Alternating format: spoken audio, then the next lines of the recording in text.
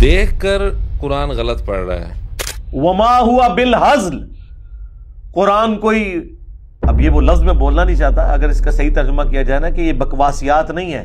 کیسا یہ مہذب ترجمہ ہے؟ اچھا، قرآن اردو ترجمے قرآن کریم کے سینکڑوں میں ہیں، کسی اردو ترجمے میں حاضل کا معنی وما ہوا بالحاضل کا معنی یہ کیا ہوا ہے کہ قرآن بکواس نہیں ہے۔ وجاءت سیارۃ، تو وہاں سے ایک قافلہ گزرا، فارسلوا واردہم فادلی دلوہ، تو وہ قافلے نے پانی کے لیے اپنا جو ایک پیمانہ تھا یا برتن تھا، ڈول، وہ لٹکایا رسی کے ساتھ۔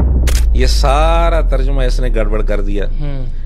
واردہم اس کا ترجمہ چھوڑ دیا، ارسلو کا ترجمہ چھوڑ دیا، جملہ تو اس نے یہی پڑھا فارسلو واردہم فادلا دلوا۔ ادلا کا فاعل قافلہ نہیں تھا، ایک آدمی تھا جس کو قافلے نے بھیجا تھا۔ اب مرزا کو پتا تھا کہ میری پکڑ بڑی سخت ہوئی ہے، مرزا کے سامنے اس کلپ کا تذکرہ ہوا ہے، 60 غلطیوں والے کلپ، وفعلت فعلتک التی فعلت، اس کو اس نے پڑھا وفعلت فعلتک التی فعلت، وفعلت فعلتک التی فعلت وانت من الکافرین۔ تو بہت ساری مثالیں اس کی پیش کی جا سکتی ہیں۔ وَيَعْبُدُونَ مِن دُونِ اللَّهِ، اور وہ عبادت کرتے ہیں اللہ کی، مَا لَا يَضُرُّهُمْ وَلَا يَنْفَعُهُمْ، جو نہ ان کو نفع دے نقصان دے سکتے ہیں نہ نفع۔ یہ کفریہ ترجمہ ہے کہ اللہ نہ نفع دے سکتا ہے نہ نقصان دے سکتا ہے، بالکل کفریہ ہے، کفریہ ترجمہ ہے۔ اقتلوا یوسف، یا تو یوسف کو قتل کر دو، او اطرحوہ، یا اسے پھینک آؤ، ارضا یخلو لکم وجہ ابیکم، کسی ایسی سرزمین میں کہ وہ تنہا ہو جائے تمہارے باپ کے رخ سے، یعنی ان کی توجہ سے ہٹ جائے۔ یہ ترجمہ کسی بھی صورت میں درست نہیں بن سکتا، گرامر کے اعتبار سے اس نے کئی ساری غلطیاں کی ہیں۔ یخلو یہ جواب امر ہے، ایسے ہی ہے، اور یخلو کا فاعل یوسف علیہ السلام نہیں ہے، وجہ ابیکم اس کا فاعل ہے۔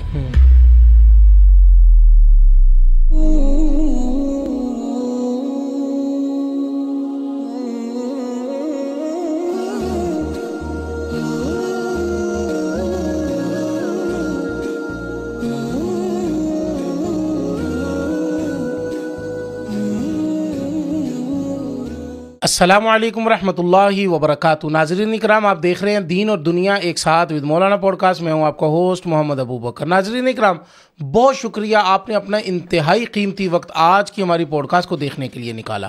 ناظرین اکرام، اللہ رب العزت قرآن مجید میں ارشاد فرماتے ہیں کہ انہ لقرآن کریم، اور ناظرین اکرام، قرآن مجید پڑھنا اور اس کے اوپر پڑھنے کے اوپر پورا عبور حاصل کرنا، تجوید کے ساتھ پڑھنا اور پورے اس کے لوازمات کے ساتھ پڑھنا، یہ بہت بڑا آرٹ ہے، اور یہ آرٹ اللہ رب العزت نے قراء اکرام کو عطا کیا ہوا ہے۔ آج ہمارے اسٹوڈیو میں موجود ہیں مولانا محمد عمران صاحب، جو کہ آپ کو پتہ ہی ہے کہ مرزا اسپیشلسٹ ہیں، اور جب ہو مرزا کی بات اور مولانا عمران صاحب موجود نہ ہوں تو یہ ممکن نہیں ہے، اور جھجتے بھی ہیں، بات کرتے ہیں، گرفت کرتے ہیں بڑی مضبوطی کے ساتھ اور بڑی قوت کے ساتھ۔ تو آج ہم ان سے بات کریں گے اور پوچھیں گے، اور میرے جو سوالات ہیں وہ آپ کے سامنے آئیں گے، لیکن میں اس سے پہلے آپ کو مولانا صاحب کی طرف لے کے چلتا ہوں۔ السلام علیکم ورحمۃ اللہ وبرکاتہ۔ وعلیکم السلام ورحمۃ اللہ۔ مولانا ویلکم بیک، جزاک اللہ، بہت شکریہ، آپ نے اپنا قیمتی وقت نکالا آج کی ہماری پوڈ کاسٹ کے لیے۔ مولانا، میں نے قرآن مجید کے ایک آیت تلاوت کی ہے، انہ لقرآن کریم، اللہ اپنی کتاب اللہ کے لیے یہ جملہ ارشاد فرماتے ہیں کہ یہ جو عزت والا، احترام والا جو یہ کتاب ہے، اس کو قرآن کہا گیا ہے۔ قرآن چونکہ پڑھنے سے آتا ہے تو اس کے الفاظ کے معنی پڑھنے سے آتے ہیں، تو آپ مجھے یہ بتائیے کہ مرزا صاحب اپنے ہر اس کام کے اندر جو ہے وہ کرنے کی ابتدا اور شروع کرتے ہیں جس کام کا تعلق جو ہے وہ دین اور مذہب کے ساتھ ہے، جیسا کہ قرآن پاک پڑھنا اور اس کا ترجمہ کرنا، فقہی مسائل کے اوپر گفتگو کرنا، اور مرزا صاحب چونکہ اپنے آپ کو ایک پورا اس کے ماہر سمجھتے ہیں کہ وہ دین کے بہت بڑے مبلغ ہیں، آپ مجھے یہ بتائیں کہ مرزا محمد علی انجینئر صاحب جو قرآن مجید پڑھتے ہیں وہ صحیح پڑھتے ہیں؟ مرزا قرآن صحیح پڑھتا ہے یا غلط، اس کا فیصلہ تو ہم عوام پر چھوڑیں گے. صحیح ہے. اس کے لیے ہم صرف اتنا بتا دیتے ہیں جی کہ ہم نے ایک کلپ بنایا جس میں مرزا کی 60 غلطیاں ہم نے اکٹھی کی. اچھا. جن میں وہ قرآن کریم دیکھ کر واضح طور پر غلطیاں کرتے ہیں. اچھا، دیکھ کر پڑھ رہے ہیں؟ دیکھ کر پڑھ رہا ہے. کوئی اکا دکا کے علاوہ باقی ساری غلطیاں وہی ہیں. ٹھیک ہے. زبانی جس میں غلطیاں کرتا ہے وہ تو ہم نے اس میں اکٹھی نہیں کی سوائے ایک دو کی. اب حالت مرزا کی یہ ہے. آپ آف دی ریکارڈ مجھ سے بات کر رہے تھے کہ یہ تو وہ ہے جو آپ نے کلپ بنا دی ہے، اس کے علاوہ بھی اس کے علاوہ بھی ہیں. ہاں، اس کے علاوہ بھی ہیں، یہ نہیں کہ صرف اتنی ہیں. صحیح ہے. اگر مرزا کے شاگرد مطالبہ کریں گے تو ہم ان کے مطالبے پر ایک اور کلپ بھی بنا دیں گے، کوئی مسئلہ نہیں ہے. ٹھیک ہے، آپ کلپ نہ بنائیں، مجھے کچھ غلطیوں کا ازالہ، غلطیاں جو ہیں ان کی نشاندہی ویڈیو میں ڈال بھی دیں گے. درست ہے. مثال کے طور پر آیت ہے مثل الذین کفروا کمثل الذی ینعق، یہ پڑھ رہے ینقع. وَمَثَلُ الَّذِينَ كَفَرُوا كَمَثَلِ الَّذِي يَنْقِعُ بِمَا لَا يَسْمَعُ. اور الذین یلمزون المطوعین، اس کو یہ پڑھ رہا ہے الذین یلمزون المطوعین. الذین یلمزون المطوعین. کذالک فعل الذین من قبلہم، اس کو یہ پڑھ رہا ہے کذالک فعل الذین من قبلہم. ایک کلام ہی اڑا دیا. صحیح ہے. کذالک فعل الذین من قبلہم وفعلت فعلتک التی فعلت، اس کو اس نے پڑھا وفعلت فعلتک التی فعلت. وفعلت فعلتک التی فعلت وانت من الکافرین. تو بہت ساری مثالیں اس کی پیش کی جا سکتی ہیں. دیکھ کر قرآن غلط پڑھ رہا ہے. صحیح ہے. غلطی ہو جاتی ہے انسان سے، ٹھیک ہے، ہم سے بھی ہو سکتی ہے، حافظ سے، قاری سے، عالم سے، زبانی پڑھتے ہوئے ہو جاتی ہے غلطی. امام کعبہ تک غلطی ہو سکتی ہے دیکھ کر. اگرچہ حافظ اور حافظ سے دیکھ کر تو غلطی بہت امکان کم ہوتا ہے لیکن ہو سکتے ہیں. جی. پھر مرزا پر ہم یہ اعتراض کیوں کر رہے ہیں؟ اس کی ایک خاص وجہ ہے. مرزا ایک تو دیکھ کر قرآن کریم پڑھتے ہوئے واضح غلطیاں کرتا ہے، پھر ساتھ اس کا دعویٰ یہ ہے کہ میں نے 1994 تقریباً 94-95 کی بات کرتا ہے، کہتے جب میری داڑھی نہیں آئی تھی میں نے تجوید میں ملکہ حاصل کر لیا تھا، مہارت حاصل کر لی تھی. یہ جو مدرسے کے لوگ 2 سال کا کورس کرواتے ہیں، 1.5 گھنٹے میں میں نے کورس کروا دیا ہے. اور پھر علماء پر ہوٹنگ کرنا کہ ان کو عین نہیں نکالنی آتی، ہا نہیں نکال سکتے، امام کعبہ بھی عین صحیح نہیں نکالتا، وغیرہ وغیرہ. اس طرح علماء قرآن صحیح نہیں پڑھ سکتے، ان کی تجوید صحیح نہیں ہے. اور اس نے 1.5 گھنٹے میں وہ سارا کورس ہی کروا لیا ہے. جبکہ تجوید کی بنیادی چیزیں اللہ معاف کرے، اب مد عارض کی یہ تعریف کر رہا ہے. مد عارض وہ جو عارضی طور پر کر لی جاتی ہے. اب یہ بات سن کر بچے بھی ہنسیں گے جو تجوید پڑھتے ہیں. صحیح. اب مولانا میں یہاں ایک بات کی جو ہے نا وہ تصحیح کرتا جاؤں، چونکہ بات ہماری چل رہی ہے سیکوینس میں، آپ یہیں سے بات آپ آگے لے کے چلیے گا. ہم نے کہا کہ غلطی ہو سکتی ہے انسان سے. ہاں جی. غلطی 2 طرح کی ہے. ایک ہے متشابہہ، یعنی کہ آپ غلط پڑھ رہے ہیں، آپ کو پتہ چلا. جی، متشابہات متشابہہ کی جمع ہے. وہ متشابہات کا لگنا حافظ قرآن کو الگ موضوع ہے. جی جی، انسان کو لگ سکتا ہے. ہماری مراد یہ ہے کہ امام کعبہ بھی اگر نماز میں قرآن پاک پڑھ رہے ہیں تو ان کو متشابہات لگ سکتے ہیں مختلف جگہوں پر. یعنی کہ قرآن پاک میں مختلف آیات جو ہیں وہ متشابہات کی آیات ہیں، لگ سکتے ہیں. لیکن آپ یہ جو مرزا صاحب کے بارے میں بات کر رہے ہیں یہ متشابہات کی بات کر رہے ہیں یا غلطی؟ تو نہیں ہے، کیونکہ دوسرے نمبر پر آتی غلطی، اور وہ بھی دیکھ کر. ہاں جی. امام کعبہ کے متعلق اگر مرزا کہتا ہے تو کیا امام کعبہ دیکھ کر پڑھ رہا ہے؟ کیا امام کعبہ نے اپنے متعلق بڑے دعوے کیے ہیں؟ کیا امام کعبہ دوسرے علماء پر ہوٹنگ کرتا ہے، دوسرے قاریوں پر نہیں؟ تو یہ چیز تو مرزے کے علاوہ یہ صفات اور کسی کے اندر نہیں ہے. اس لیے مرزے پر اعتراض بنتا ہے. صحیح. مرزا اگر کہے مفتی تقی عثمانی صاحب دامت برکاتہم کے بارے میں فلاں موقع پر ان سے آیت جو ہے انہوں نے صحیح نہیں پڑھی، زبانی پڑھی تھی، نمبر 1 دیکھ کر نہیں پڑھی، نمبر 2 انہوں نے اپنے متعلق کبھی اتنے بڑے دعوے نہیں کیے جو مرزا کرتے ہیں، نمبر 3 انہوں نے دوسرے علماء پر ہوٹنگ کبھی نہیں کی کہ ان کو قرآن پڑھنا نہیں آتا، ہوٹنگ نہیں کی انہوں نے کبھی. اور نمبر 4 وہ زبانی پڑھ رہے تھے. ہم زبانی پڑھ رہے تھے، دیکھ کر تو نہیں پڑھ رہے تھے. تو اس لیے مرزا قرآن کریم دیکھ کر بڑی واضح موٹی غلطیاں کرتا ہے. یہ ایک حقیقت ہے. ٹھیک ہے. اور اس حقیقت کو ثابت کرنے کے لیے ہم چند ایک نمونے ویڈیو میں ڈال دیں گے. بالکل ٹھیک ہے. اچھا مجھے یہ بتائیں کہ عمومی طور پر آپ نے بڑی وضاحت کے ساتھ اس کے اوپر یہ بات ڈال دی ہے کہ غلطیاں ہو سکتی ہیں بحیثیت انسان. مجھ سے بھی قرآن پاک پڑھتے ایک اور بات ذہن میں آ رہی ہے. جی. اب مرزا کو پتا تھا کہ میری پکڑ بڑی سخت ہوئی ہے. مرزا کے سامنے اس کلپ کا تذکرہ ہوا ہے، 60 غلطیوں والے کلپ کا. ٹھیک ہے. اب مرزا اپنی جان خفت مٹانے کے لیے نا مفتی تقی عثمانی صاحب دامت برکاتہم یا دیگر علماء کی بات کرتا ہے، بھی غلطی تو ان سے بھی ہو گئی، تو پھر کہتا ہے یہ میں غلطی نہیں نکال رہا، میں صرف تفنن کے طور پر ایک بات کر رہا ہوں. صحیح. تو مرزا کے شاگرد یہی سمجھ لیں کہ ہم نے یہ جو غلطیاں مرزا کی نکالی یہ بھی تفنن کے طور پر نکالی، اس لیے ناراض نہ ہوں. اگر وہ تفنن کر سکتے تو اس کو تفنن ہی سمجھ لیں. بالکل ٹھیک ہے. آپ مجھے یہ بتائیں کہ غلطیاں تو ہو سکتی ہیں نا بحیثیت انسان، مجھ سے ہو سکتی ہے، آپ سے ہو سکتی ہے، کسی سے بھی ہو سکتی ہے، بڑے سے بڑے قاری سے بھی غلطی ہو سکتی ہے. لیکن اس غلطی کے اوپر جیسا کہ آپ نے تفصیل کے ساتھ فرمایا کہ ڈٹ جانا اور پھر رجوع نہ کرنا، پھر بڑے بڑے دعوے کرنا اپنے بارے میں، یہ درست بات نہیں ہے. تو آپ بتائیں تو مرزا کے اسٹوڈنٹس جتنے بھی ہیں وہ اکثر آ کر کمنٹس کی صورت میں یا کسی پیغام کے جو ہے نا وہ تھرو ہم تک یہ بات پہنچاتے ہیں کہ بھائی وہ قرآن پاک کا ترجمہ تو صحیح کرتا ہے نا. ہاں یہ بات کرتے ہیں. ہاں نا. ٹھیک ہے غلطیاں کر جاتا ہے پڑھتے ہوئے لیکن ترجمہ صحیح کرتا ہے. ہاں. اور مرزا نے دوسروں کے تراجم پر بہت زیادہ اعتراضات کیے کہ ان کی ترجموں میں تحریف ہو چکی ہے، غلط ترجمے کرتے ہیں، اور یہ کہتے ہیں مجھے علماء کا ترجمہ پڑھنے کی ضرورت نہیں، میں خود ترجمہ کر سکتا ہوں، گوگل سے ترجمہ کروا سکتا ہوں. اور یہاں تک بھی اس نے کہا مجھے اتنی عربی آتی ہے، میں خود ترجمہ کر سکتا ہوں، مجھے کسی کے ترجمے کی ضرورت نہیں ہے. علماء کے ترجموں کی غلطیاں. یہ بات کرتے ہوئے کہ مرزا صاحب اپنی تفسیر تو نہیں لکھنے جا رہے؟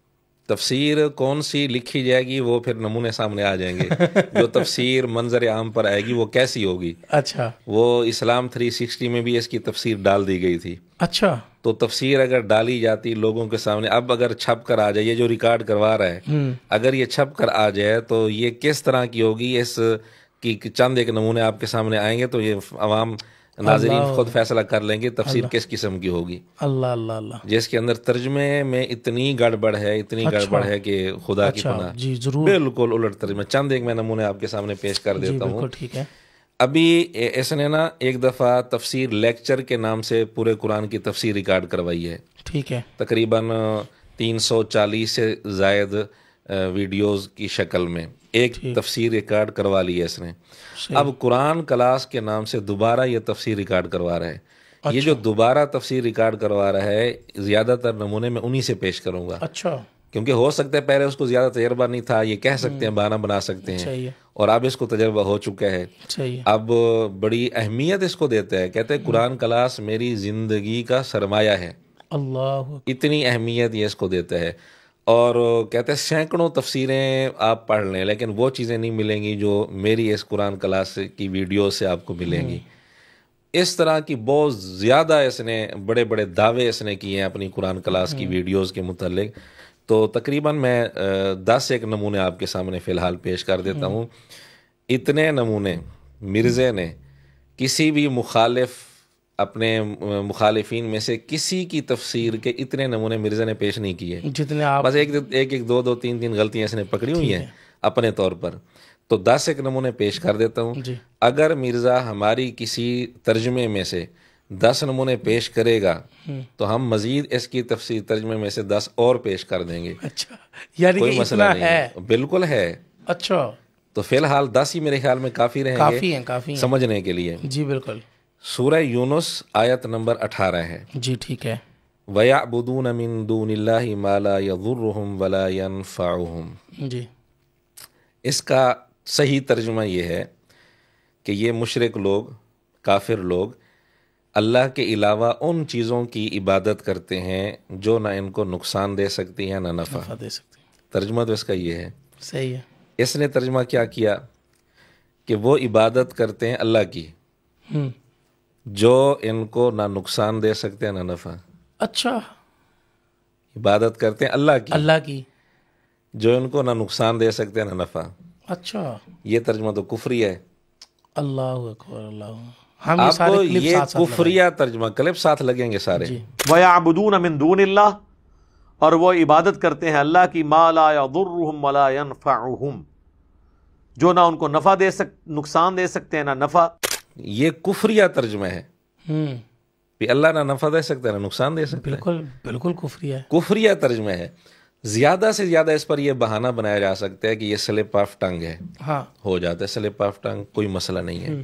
لیکن یہاں بہانہ نہیں چل سکتا. مرزا کہتے ہیں ہم جو ویڈیو ریکارڈ کرتے ہیں بعد میں اس کو چیک کرتے ہیں، چیک کرنے کے بعد اپلوڈ کرتے ہیں. کوئی غلطی ہوتی ہے اس کی ہم اصلاح کر دیتے ہیں. تو سلپ آف ٹنگ کا بہانہ تو نہیں چل سکتا کیونکہ یہ دعویٰ کر چکے ہیں. ایک اور بات، ٹھیک ہے چیک کرتے ہوئے بھی مرزا ٹون تھا، مرزا خود بھی یہ الفاظ بولتا ہے، چیک کرتے ہوئے مرزا ٹون تھا، نہیں پتہ چلا غلطی کا. تو اب ہم کہتے ہیں مرزا یہ ویڈیو ڈیلیٹ کر دے. میں ویڈیو کا حوالہ بھی دے دیتا ہوں تاکہ وہ کوئی حجت تام ہو جائے. یہ ترجمہ مرزا نے قرآن کلاس نمبر 83 اس ویڈیو میں یہ ترجمہ کیا ہے 25 منٹ 40 سیکنڈ پر. اللہ. ٹھیک ہے. یہ کفریہ ترجمہ ہے.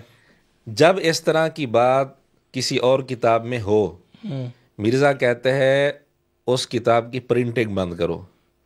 تو پرنٹنگ تو بند ہونی چاہیے، یہ ویڈیو ڈیلیٹ نہیں ہونی چاہیے. بالکل ہونی چاہیے. اصولی مطالبہ ہے اور پھر زندگی کا سرمایہ ہے. زندگی کا سرمایہ ہے.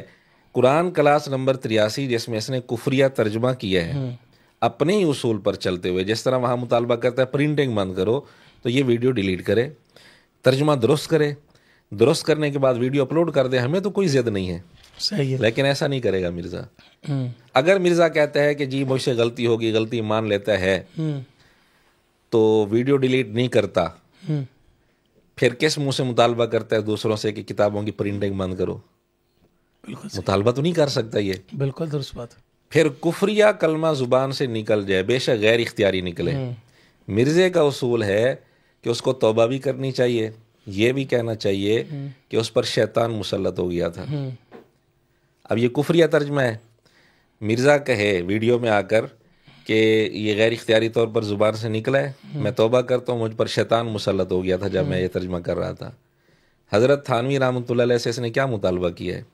مرید نے خواب میں کلمہ جو غلط پڑھا تھا وہ غیر اختیاری تھا، وہ لکھا ہوا ہے اس رسالے میں، اس خط کے اندر جو مرید نے بھیجا تھا لکھا ہوا ہے کہ میری زبان میرے اختیار میں نہیں تھی. بیدار ہونے کے بعد بھی میری زبان میرے اختیار میں نہیں تھی. غیر اختیاری طور پر نکلا تھا نا کفریہ کلمہ. مرزا نے حضرت تھانوی سے مطالبہ کیا کہ حضرت تھانوی کو چاہیے تھا مرید کو کہتے توبہ کر، تجھ پر شیطان چڑھ گیا ہے.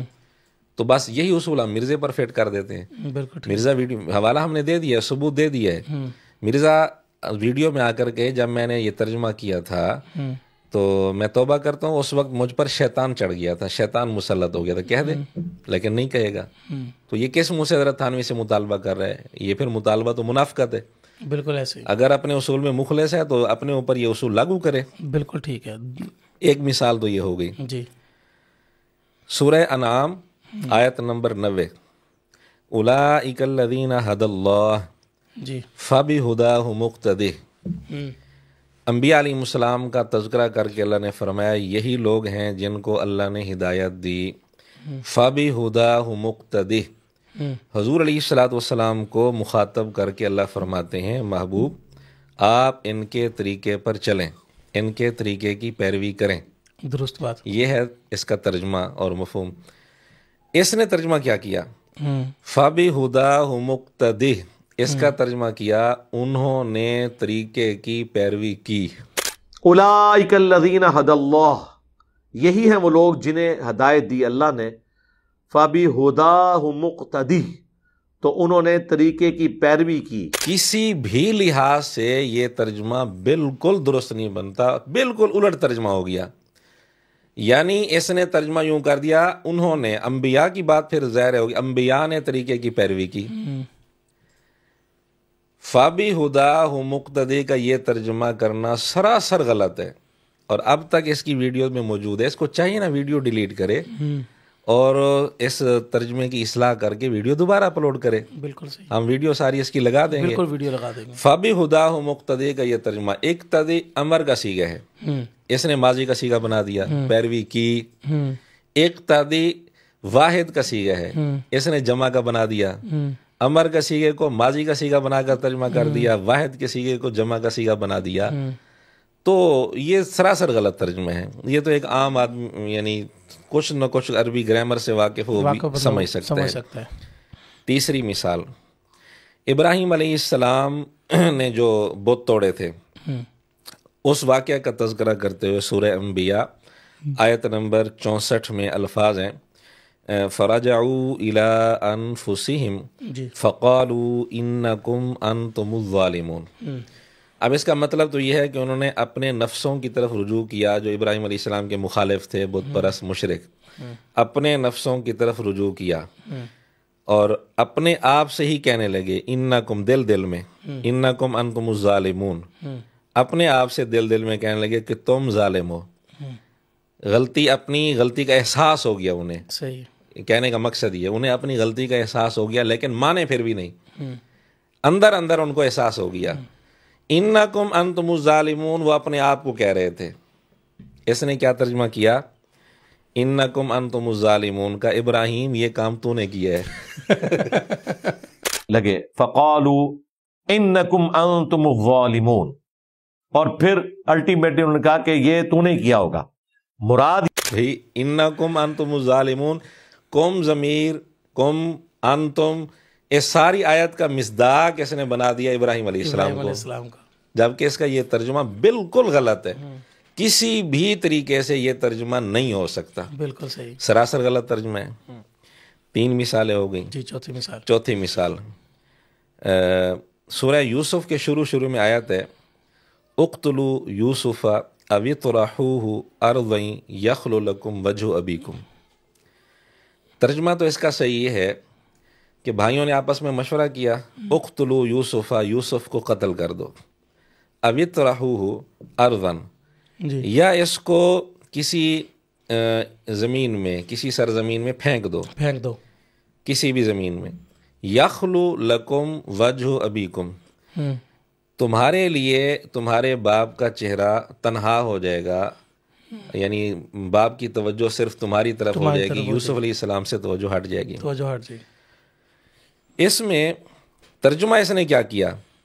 ترجمہ یہ کرتا ہے ایسی سرزمین میں اس کو پھینک دو، ایسی سرزمین میں کہ وہ تنہا ہو جائے،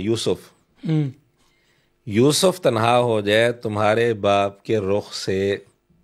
اقتلوا یوسف، یا تو یوسف کو قتل کر دو، او اطرحوہ، یا اسے پھینک آؤ، ارضا یخلو لکم وجہ ابیکم، کسی ایسی سرزمین میں کہ وہ تنہا ہو جائے تمہارے باپ کے رخ سے، یعنی ان کی توجہ سے ہٹ جائے. یہ ترجمہ کسی بھی صورت میں درست نہیں بن سکتا. گرامر کے اعتبار سے اس نے کئی ساری غلطیاں کی ہیں. یخلو یہ جواب امر ہے، ایسے ہی ہے، اور یخلو کا فاعل یوسف علیہ السلام نہیں ہے، وجہ ابیکم اس کا فاعل ہے. اس نے یخلو کا فاعل بنا دیا یوسف علیہ السلام کو، وہ تنہا ہو جائے، جبکہ اس کا فاعل یوسف علیہ السلام نہیں ہے. بالکل ایسے. اس نے پھر ارزن کو موصوف بنا دیا، یخلو لکم اس کو صفت بنا دیا، کیونکہ اس نے ترجمہ کیا ایسی سرزمین میں کہ وہ تنہا ہو جائے. حالانکہ ترکیب کے اعتبار سے، گرامر کے اعتبار سے یہ موصوف صفت والا ان کا کوئی تعلق نہیں ہے. ارزن اور یخلو آپس میں ان کا موصوف صفت والا تعلق نہیں. یخلو یہ امر کے جواب میں ہے، مضارع کا صیغہ، یہ صفت نہیں بلکہ جواب امر ہے. تو بہرحال گرامر کے اعتبار سے یہ ترجمہ بالکل غلط ہے. کسی بھی اردو ترجمے میں آپ جا کر دیکھ لیں یہ ترجمہ نہیں کیا ہوا, یہ واضح غلطی ہے ترجمے میں. مرزا کے شاگرد کس منہ سے کہتے ہیں جی ترجمہ تو بالکل صحیح کرتا ہے, ترجمہ تو بالکل صحیح, اتنے واضح طور پر ترجمے کے اندر اس نے غلطیاں کی ہوئی ہیں. درست. ایک اور مثال سورہ یوسف میں ہی ہے, فَأَرْسَلُوا وَارِدَهُمْ فَأَدْلَى دَلْوَهُ. ارسلو قافلے والوں نے اپنا ایک آدمی بھیجا جو پانی لانے کے لیے ایک ذمہ دار ہوتا ہے پانی وغیرہ کے لیے, اپنے وارد کو بھیجا انہوں نے. صحیح. فَأَدْلَى دَلْوَهُ, اس وارد نے جس کو قافلے والوں نے بھیجا تھا اس آدمی نے اپنا ڈول لٹکایا. یہ اس کا ترجمہ ہے. مرزا ترجمہ کر رہا ہے قافلے نے ڈول لٹکایا. قافلے نے ڈول لٹکایا. وَجَاءَتْ سَيَّارَةٌ, تو وہاں سے ایک قافلہ گزرا. فَأَرْسَلُوا وَارِدَهُمْ فَأَدْلَى دَلْوَهُ, تو وہ قافلے نے پانی کے لیے اپنا جو ایک پیمانہ تھا یا برتن تھا, ڈول, وہ لٹکایا رسی کے ساتھ. یہ سارا ترجمہ اس نے گڑبڑ کر دیا. واردہم اس کا ترجمہ چھوڑ دیا, ارسلو کا ترجمہ چھوڑ دیا. ٹھیک ہے. جملہ تو اس نے یہی پڑھا فارسلو واردہم فادلا دلوا. بالکل. ادلا کا فاعل قافلہ نہیں تھا, ایک آدمی تھا جس کو قافلے نے بھیجا تھا. بالکل صحیح. اس نے ادلا کا فاعل پورے قافلے کو بنا دیا, قافلے نے اپنا ڈول لٹکایا. یہ بالکل غلط ترجمہ ہے, واضح غلطی ہے ترجمے میں. اب یہ ترجمہ اس قابل ہے کہ اس کو چھاپا جائے. اسلام 360 میں اس کا ترجمہ آنا تھا. اب جو اس کا ترجمہ سنے گا وہ تو یہی رٹ لے گا نا, رٹ لے گا. بالکل صحیح بات. جو بالکل سراسر غلط ترجمہ, بعض اوقات کفریہ ترجمہ بھی کر جاتا ہے یہ. ایک اور مثال سورہ ابراہیم آیت نمبر 13, فَأَوْحَى إِلَيْهِمْ رَبُّهُمْ.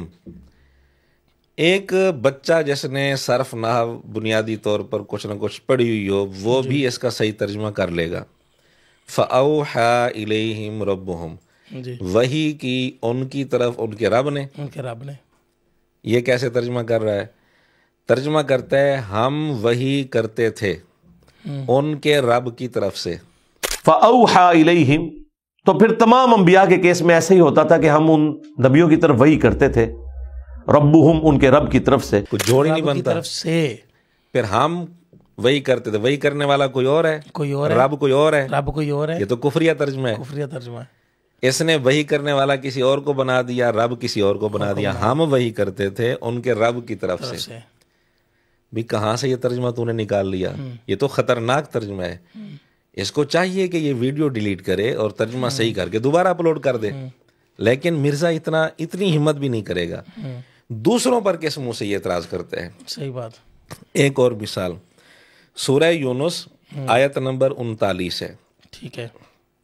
الفاظ ہیں بل کذبوا بما لم یحیطوا بعلمہ ولما یأتہم تأویلہ. صحیح. ترجمہ تو اس کا ہے بل کذبوا, بلکہ کافروں نے جھٹلایا, بما, اس چیز کو, لم یحیطوا بعلمہ, جس کے علم کا انہوں نے احاطہ نہیں کیا. صحیح. جس کے علم کا انہوں نے احاطہ نہیں کیا, یعنی اس چیز کے علم کا انہوں نے احاطہ نہیں کیا, اس چیز کا علم ان کو نہیں ہے. اس نے یہاں غلطی کی ترجمے میں کہتے ہیں بلکہ جھٹلایا انہوں نے اس چیز کو جس کا اپنے علم سے احاطہ نہیں کیا. اچھا. بل کذبوا بما لم یحیطوا بعلمہ, بلکہ انہوں نے تو جھٹلا دیا اس چیز کو جس کا یہ اپنے علم سے احاطہ نہیں کر سکے. اب یہاں ضمیر کا مرجع بدلنے سے بڑا فرق پڑ گیا. بڑا فرق پڑ جاتا ہے. ضمیر کا مرجع وہ چیز تھی جس کے علم سے, جو بالکل ایسے, اس نے ان لوگوں کو مرجع بنا دیا کہ جی اپنے علم سے احاطہ نہیں کیا. خیر, اس سے بڑی غلطی اگلے جملے کے ترجمے میں اس نے کی, وَلَمَّا يَأْتِهِمْ تَأْوِيلُهُ. اس کا یہ ترجمہ کرتا ہے جب کہ ان کے پاس اس کا انجام آ چکا تھا. سراسر غلط ترجمہ. وَلَمَّا يَأْتِهِمْ تَأْوِيلُهُ, جب کہ ان کے پاس اس کا انجام آ چکا تھا. لما یأتیم کا معنی نہیں آیا. اچھا. اس نے ترجمہ کیا آ چکا تھا. آ چکا تھا. اور لما کا معنی کر رہا ہے جب کہ. اصل میں لما کے ترجمے مختلف ہوتے ہیں. بعض اوقات لمحہ کا معنی جب بھی ہوتا ہے، لیکن یہ وہ لمحہ نہیں ہے۔ وہ لطیفہ پڑھتے ہیں نا، ایک آدمی نے کہا تھا تیری بات جار دیتی ہے، میری بات جار نہیں دیتی۔ اب بیچارہ جس کو نہیں پتا وہ تو ہر بات کو بات جارہ ہی سمجھے گا، بالکل صحیح۔ اس نے ایک جگہ لمحہ کا معنی دیکھ لیا ہوگا کہ لمحہ کا ترجمہ جب ہے، ہاں بس اس نے سمجھ لیا کہ لمحہ جہاں بھی آئے گا اس کا معنی جب ہوگا۔ ہاں، یہ ہوتا ہے لاپرواہی کا انجام۔ اسی لیے علماء بالکل صحیح کہتے ہیں کہ ترجمہ کرنا ہر آدمی کا کام نہیں ہے۔ اس سے عام ناظرین بھی سمجھ لیں گے کہ واقعتاً علماء کی یہ بات بالکل صحیح ہے۔ بالکل صحیح بات۔ اس نے بالکل الٹ ترجمہ کر دیا۔ قرآن کہہ رہے انجام نہیں آیا، یہ ترجمہ کر رہا ہے انجام آ چکا۔ لمحہ کا ترجمہ بعض دفعہ ہوتا ہے جب، اور لمحہ جب مضارع پر داخل ہوتا ہے اور مضارع کو جزم دیتا ہے، اس صورت میں لمحہ نفی والے معنی کے لیے آتا ہے۔ صحیح ہے۔ لمحہ یضرب، اس کا ترجمہ ابھی تک اس نے نہیں مارا، صحیح ہے، نفی والا ترجمہ اس میں ہوتا ہے۔ اس نے لمحہ کا معنی جب کر کے ترجمہ مثبت والا کر دیا۔ کتنا واضح طور پر غلط ترجمہ اس نے کیا ہے۔ کیا اس کی پرنٹنگ بند نہیں ہونی چاہیے؟ ہاں بالکل، اس کی تشہیر بند ہونی چاہیے۔ جیسے کتابوں کی پرنٹنگ ہے، پرنٹنگ کا مطلب تشہیر بند ہونی چاہیے نا، بالکل ایسے ہی ہے، اشاعت بند ہونی چاہیے۔ اس کلپ کو ڈیلیٹ کرے اور صحیح کر کے دوبارہ ویڈیو لگائے۔ جی، ایک اور مثال، سورہ یونس آیت نمبر 54۔ وَأَسَرُّ النَّدَامَ، اور اس دن ندامت بھی اس کے اوپر چھائی ہوئی ہوگی۔ ٹھیک ہے، اس میں الفاظ ہیں وَأَسَرُّ النَّدَامَةَ لَمَّا رَأَوُا الْعَذَابَ، جب کافر عذاب کو دیکھیں گے ندامت کو چھپائیں گے۔ اسرّ یسرّ، اس کا معنی ہوتا ہے چھپانا۔ شاید مرزا نے جب ترجمہ دیکھا ہوگا، ہم یہ بھی میں آپ کو بتا دوں، قرآن کلاس میں مرزا جو آیات کا ترجمہ کرتا ہے، ترجمہ کرنے کے لیے اس نے اردو والا ترجمہ سامنے رکھا ہوتا ہے۔ جی، سامنے کتابیں پڑھی ہوتی ہیں نا، اس کے آگے ترجمہ پڑا ہوتا ہے۔ سامنے کتابیں پڑھی ہیں، وہ پورا قرآن ترجمے والا نہیں رکھتا، جتنا ترجمہ اس نے پڑھنا ہوتا ہے وہ کاغذ لے کے آتا ہے۔ صحیح ہے، کاغذ لے کے آتا ہے جن میں ترجمہ لکھا ہوتا ہے۔ ایک دفعہ اس نے خود کہا بھی ہے کہ پیر کرم شاہ اظہری صاحب کا ترجمہ میں نے سامنے رکھا ہوتا ہے۔ لوگ سمجھتے ہوں گے شاید اپنے طور پر کر رہا ہے ترجمہ، کو اتنا بڑا ماہر ہو گیا، اتنا بڑا اور ہم ثبوت بھی دکھا دیں گے ویڈیوز کی شکل میں جہاں یہ ورک الٹ رہا ہے، اس سے پھر پتہ چل جاتا ہے کہ اس نے کاغذ سامنے رکھے ہوئے ہیں۔ صحیح، تو سامنے رکھا ہوا ہے اس نے ترجمہ، اس کے باوجود اتنی غلطیاں کر رہا ہے۔ میں تو یہ حیران ہوں کہ اس کے باوجود اس کے باوجود اتنی غلطیاں کر رہا ہے۔ اللہ اللہ، اگر بغیر دیکھے ترجمہ کرے گا تو کیا حال ہوگا۔ ایک اور مثال، اچھا، وَأَسَرُّ النَّدَامَةَ، ندامت کو چھپائیں گے کافر۔ شاید لفظ ترجمے کے اندر تو یہی ہوگا، چھپائیں گے، اس کی نظر سے ہی نہیں پڑی ہوگی۔ اس نے کیا ترجمہ کیا کہ ندامت ان پر چھائی ہوئی ہوگی۔ چھپائیں کو شاید چھائی پڑھ لیا اس نے۔ اب چھائی ہوئی جو چیز ہوتی ہے وہ تو ظاہر ہوتی ہے، بالکل ایسے، مطلب بالکل بدل گیا، الٹ ہو گیا۔ بالکل ایسے، قرآن تو یہ کہہ رہے ہیں ندامت کو چھپائیں گے، چھپائیں گے، اس نے اس کو بنا دیا ندامت چھائی ہوئی ہوگی، ظاہر کریں گے۔ بالکل واضح طور پر یہ ترجمے کے اندر غلطی ہے۔ سورہ مائدہ آیت نمبر 57 آیت ہے، یا ایھا الذین آمنوا لا تتخذوا الذین اتخذوا دینکم ہزوا ولعبا من الذین اوتوا الکتاب من قبلکم والکفار اولیاء۔ بالکل صحیح۔ اس کا ترجمہ یہ ہے، اے ایمان والو، نہ بناؤ ان لوگوں کو جنہوں نے تمہارے دین کو ٹھٹھا بنا لیا اور کھیل کود بنا لیا، یعنی وہ لوگ جو کتاب دیے گئے تم سے پہلے، انہوں نے تمہارے دین کو ٹھٹھا مذاق بنا لیا، اور اسی طرح کافر، ان کو، ان سب کو نہ بناؤ اولیاء، دوست۔ اب یہ ترکیبی اعتبار سے چونکہ الفاظ کا بعض دفعہ دور دور کا تعلق بھی ہو جاتا ہے، صحیح ہے، یہ مرزے کے لیے مسئلہ بن گیا۔ اس نے ترجمہ کیا کیا، کہتے اے ایمان والو، نہ بناؤ اپنے دین کو مذاق۔ یا ایھا الذین آمنو، اے اہل ایمان، لا تتخذوا الذین اتخذوا دینکم ہزوا ولعبا، اے اہل ایمان اپنے دین کو مت بنا لو ہنسی اور کھیل۔ قرآن یہ کہہ رہا ہے جو لوگ تمہارے دین کو مذاق بنا رہے ہیں ان کو دوست نہ بناؤ۔ صحیح ہے۔ اس نے کیا ترجمہ کیا؟ اے ایمان والو اپنے دین کو مذاق نہ بناؤ۔ بات کتنی بدل گئی، بالکل بدل گئی۔ یعنی دینکم اس لفظ کو اس نے لا تتخذو کے ساتھ جوڑ دیا، حالانکہ اس کا تعلق اتخذو کے ساتھ تھا۔ پھر حضوان اس کو اس نے لا تتخذو کے ساتھ جوڑ دیا، حالانکہ اس کا تعلق اتخذو کے ساتھ تھا۔ بالکل بات الٹ ہو گئی، ترجمہ سارا مفہوم ہی بدل گیا۔ قرآن کیا کہنا چاہتا ہے، یہ کیا ترجمہ کر رہا ہے۔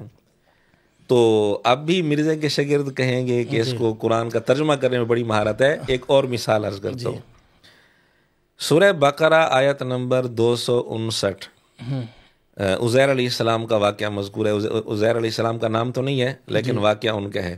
ٹھیک ہے۔ اللہ تعالیٰ نے ان کو 100 سال کے لیے موت دی تھی، اور گدھا جو ہے ان کا وہ ہڈیوں میں تبدیل ہو چکا تھا، اور کھانا جو ہے وہ ویسے اپنی صحیح حالت میں موجود تھا۔ یہ واقعہ بیان کرتے ہوئے قرآن میں الفاظ ہیں وَلِنَجْعَلَكَ آیَةً لِلنَّاسِ، بالکل آسان اس کا ترجمہ ہے، تاکہ ہم آپ کو بنا دیں لوگوں کے لیے نشانی۔ آپ کو بنا دیں لوگوں کے لیے نشانی۔ یہ ترجمہ کیا کرتا ہے؟ یہ ترجمہ اس طرح کر رہا ہے گدھے کو ہم لوگوں کے لیے نشانی بنا دیں، استغفر اللہ، اور تیرے لیے بھی نشانی بنا دیں، استغفر اللہ۔ اور آگے دیکھیں کیا الفاظ ہیں، وانظر الی حمارک، اپنے گدھے کی طرف دیکھ، وَلِنَجْعَلَكَ آیَةً لِلنَّاسِ، ہم اسے لوگوں کے لیے نشانیاں بنا دیں گے اور تیرے لیے بھی۔ یعنی ایک نبی کے متعلق اللہ تعالیٰ فرما رہے ہیں کہ آپ کو لوگوں کے لیے ہم نشانی بنا دیں۔ نبی کی جگہ اس نے کس کو رکھ دیا؟ گدھے کو لوگوں کے لیے نشانی بنا دیں، آپ کے لیے بھی نشانی بنا دیں۔ کتنا غلط ترجمہ ہے۔ کیا اس ویڈیو کو ڈیلیٹ نہیں ہونا چاہیے؟ بالکل ڈیلیٹ ہونا چاہیے۔ بس مرزے کی توپ کا رخ دوسروں کی طرف ہوتا ہے، فلاں کتاب کی پرنٹنگ بند کرو، فلاں کتاب کی پرنٹنگ بند کرو۔ ان ویڈیوز کو کون ڈیلیٹ کرے گا؟ جی، تو ویڈیو یہ ڈیلیٹ کرے، صحیح ترجمہ کر کے اس کو اپلوڈ کر دیں۔ مولانا آپ نے اتنے ہمیں جو ہے نا وہ حوالے دے دیے ہیں، میرا خیال ہے کہ مزید بھی آپ کے پاس حوالوں کے انبار ہے۔ ایک آدھ میں بتا دیتا ہوں۔ بالکل۔ میں سورہ مریم آیت نمبر 76 ہے، والباقیات الصالحات خیر عند ربک ثوابا وخیر مردہ۔ اس کا ترجمہ اس نے اتنا غلط کیا، الفاظ کو ایک دوسرے سے جو ترکیبی تعلق تھا گرامر کے اعتبار سے، یہ میرے خیال میں ناظرین وہ ترجمہ سن کر خود ہی فیصلہ کر لیں گے، وہ ترجمہ لگا دیں گے۔ والباقیات الصالحات کہتے ہیں جو باقی رہنے والی چیزیں ہیں وہ نیک اعمال ہیں، یہاں تک جملہ ہی ختم کر دیا۔ یعنی آپس میں ان کا تعلق موصوف صفت کا ہے، جملہ یہاں ختم نہیں ہو رہا، اس نے ان کو آپس میں مبتدا خبر بنا کے جملہ یہی مکمل کر دیا۔ اللہ۔ پھر خیر عند ربی کا اس کو الگ کر لیا، ثوابن کو آگے جوڑ دیا، ثوابن کا تعلق خیرن کے ساتھ تھا، اس کو آگے جوڑ دیا۔ اتنا بالکل بے تکا اس نے ترجمہ کیا، وہ ہم ویڈیو لگا دیں گے، ناظرین خود فیصلہ کر لیں گے۔ والباقیات الصالحات، اور جو باقی رہنے والی چیز ہے وہ تو ہے نیکی، جو اچھے کام دنیا میں انسان کرتا ہے۔ خیر عند ربک، جو تیرے رب کے حضور بہتر ہے، یعنی انسان نیک اعمال اپنے رب کے پاس بھیجے اس دنیا کی زندگی میں۔ ثوابا وخیر عملا، اللہ تعالیٰ کے حضور ان کا جو ثواب ہے یہ وہ ثواب ہے جو بھلائی والا ہے، جس کی امید انسان کو لگانی چاہیے۔ سورت مریم آیت نمبر 76۔ ایک قرآن کریم میں لفظ ہے وما ہوا بالحزل، انہو لقول فصل وما ہوا بالحزل۔ قرآن فیصلہ کن قول ہے، یہ کوئی مذاق نہیں ہے۔ حاضل کا یہ ترجمہ کرتے ہیں بکواس، بکواس نہیں ہے۔ وما ہوا بالحزل، قرآن کوئی اب یہ وہ لفظ میں بولنا نہیں چاہتا، اگر اس کا صحیح ترجمہ کیا جائے نا کہ یہ بکواسیات نہیں ہے. کیسا یہ مہذب ترجمہ ہے. اچھا قرآن اردو ترجمے قرآن کریم کے سینکڑوں میں ہیں. بالکل ایسا کسی اردو ترجمے میں حاضل کا معنی وما ہوا بالحاضل کا معنی یہ کیا ہوا ہے کہ قرآن بکواس نہیں ہے. کبھی نہیں. کسی ایک ترجمے میں دکھا دیں. یہ جو حدیث آتی ہے 3 چیزیں ہیں جن کی سنجیدگی بھی سنجیدگی ہے اور مذاق بھی مذاق ہے. بالکل ایسا. وہاں لفظ ہے حاضلہن حاضلن. کیا وہاں یہ ترجمہ کریں گے ان کی بکواس بھی بکواس ہے؟ ان کی وحاضلہن جدن اس طرح کے الفاظ آتے ہیں. ان کی بکواس بھی سنجیدگی ہے. بکواس معنی کریں گے نہیں، سارے معنی یہ کرتے ہیں مذاق. تو حاضل کا معنی مذاق تھا. یہ ایک اچھا لفظ ہے، یعنی اس کو اچھے طریقے سے پیش کیا جا اچھے طریقے سے اس کو پیش کیا جا سکتا ہے. قرآن مذاق نہیں، یہ ترجمہ اصل ہے. اس نے اس کو بکواس کے لفظ سے ترجمہ کرے. قرآن بکواس نہیں ہے. جی جی بالکل. تو ایک اور اصل میں اس نے حضور علیہ السلام کے لیے چھوکرے کا لفظ بولا تھا یہود کے حوالے سے، لیکن پھر جب اعتراض ہوا تو کہتے ہیں یہ کوئی نیگیٹو لفظ تو نہیں ہے. اپنی اس خفت کو مٹانے کے لیے قرآن کے اندر اس نے لفظ جو فتن کا لفظ آتا ہے ابراہیم علیہ السلام کے لیے، فتن کا لفظ اس نے کہا فتن کا معنی چھوکرے ہے. اب یہ ترجمہ کرے گا قرآن کا. سینکڑوں اردو تراجم میں کسی ایک ترجمے میں دکھا دے ابراہیم علیہ السلام کے لیے سورہ انبیاء میں جو فتن کا لفظ آتا ہے کسی ترجمے میں اس کا ترجمہ چھوکرا کیا گیا ہو. اپنے اوپر پردہ ڈالنے کے لیے قرآن کریم کے الفاظ کا کس انداز سے یہ ترجمہ کر رہا ہے. ویڈیو لگائی جاتی ہے علماء کی، یہ دیکھیں جی، یہ کہتے ہیں جی قرآن پاک کا ترجمہ جو ہے نا وہ خود سے نہیں کرنا چاہیے، یہ پڑھنے نہیں دینا چاہتے. یہ پھر یہ ایسا کہتے ہیں کہ جی کہ اگر کسی نے ترجمہ پڑھ لیا تو اس کو تو سمجھ آ جائے گی کہ قرآن کیا کہہ رہا ہے. تو وہ میں حیران ہو رہا تھا کہ کسی نے لکھا ہے کہ آپ صلی اللہ علیہ وسلم کے پاس جب وحی نازل ہوتی تو سب سے پہلے جو قرآن کی حفاظت کا جو طریقہ کار تھا، آپ صلی اللہ علیہ وسلم صحابہ اکرام میں آپ صحابہ اکرام کے ساتھ تکرار کیا کرتے تھے قرآن کی عربی کا، کہ صحابہ اکرام ایک دوسرے کے ساتھ تکرار کیا کرتے تھے. وہ جو آیات حضور ان کو صحابہ کو سکھاتے، صحابہ آپس میں ان کو تکرار کیا کرتے تھے. یہ جو آج کل ہمارے ہاں رمضان المبارک کے اندر جو یہ دور کرتے ہیں نا سامع اور قرآن پاک، حضور علیہ السلام بھی جبرائیل علیہ السلام کے ساتھ. ہاں آپ نے فرمایا کہ آخری سال جو آپ کا 2 دفعہ میں نے دور کیا، ہر رمضان میں 1 دفعہ دور ہوتا تھا، تو اس سال آپ صلی اللہ علیہ وسلم 2 دفعہ دور فرمایا. تو وہ کہنے کا مقصد یہ ہے کہ صحابہ اکرام نے قرآن پاک کو جس انداز سے اللہ پاک نے اس کی حفاظت کی ذمہ داری لی ہے وہ کمال درجہ ہے. مولانا مجھے یہ بتائیں کہ اب یہ جو بار بار کہا جاتا ہے کہ قرآن پاک کا ترجمہ علماء سے پوچھ کر یا علماء کی صحبت کے اندر کریں، ٹھیک ہے، کیا وجوہات ہے؟ وہ یہی وجوہات ہیں؟ وجوہات تو سامنے آ گئی. یہ جو آدمی یہ چند مثالیں سن لے گا نا جی وہ خود ہی فیصلہ کرے گا علماء صحیح کہتے ہیں. بالکل صحیح ہے، کمال ہے کہ کسی عالم کی رہنمائی میں قرآن کریم کا ترجمہ پڑھنا چاہیے، سمجھنا چاہیے، ورنہ اپنی طرف سے انسان ترجمہ کرنے لگ جائے. جی اچھا مرزا کہتا ہے کہ جب اردو تراجم لکھ دیے گئے ہیں تو ہمیں کسی کے پاس جانے کی ضرورت نہیں، اردو تو ہمیں سمجھ آتی ہے، یہ اردو سمجھ آتی ہے اس کو. اس طرح تو قرآن پاک عربی میں اگر نازل اردو سمجھ آتی ہے تو اتنے بڑے بڑے بلنڈر تو نے کیوں کیے ہیں ہاں جی بالکل قرآن کے ترجمے میں. بالکل صحیح بات ہے. تو مولانا بہت شکریہ، آپ نے بڑا تفصیل کے ساتھ اس کے اوپر روشنی ڈالی ہے. انشاءاللہ العزیز ہم ایک اور بھی نئی پوڈ کاسٹ کے ساتھ پھر اپنے ناظرین کے سامنے حاضر ہوں گے. ناظرین آپ نے دیکھا ہم نے قرآن مجید کی جو آیت پڑھی تھی انہ لقرآن کریم، کہ قرآن بہت عزت والی کتاب ہے. تو ناظرین اس کا تقدس، اس کا احترام یہی ہے کہ آپ جب اس کو پڑھیں تو بڑے احترام کے ساتھ باوضو ہو کر پڑھیں، کیونکہ یہ نہ آپ کی کتاب ہے، نہ میری کتاب ہے، نہ کسی انسان کی لکھی ہوئی کتاب ہے، یہ تو اللہ کی کتاب ہے. تو اللہ کی کتاب کا ادب بھی یہی ہے کہ اس کے جو آداب ہیں، اس کے جو احترامات ہیں، ان کو ملحوظ خاطر رکھتے ہوئے قرآن مجید کو پڑھا جائے. تو آج انشاءاللہ مجھے امید ہے کہ آج آپ کو ہماری پوڈ کاسٹ بڑی اچھی لگی ہوگی. انشاءاللہ العزیز میں اور مولانا ایک نئی پوڈ کاسٹ کے ساتھ پھر آپ کی خدمت میں حاضر ہوں گے. تب تک کے لیے مجھے اور میری ٹیم کو اجازت دیجیے. والسلام ورحمۃ اللہ وبرکاتہ.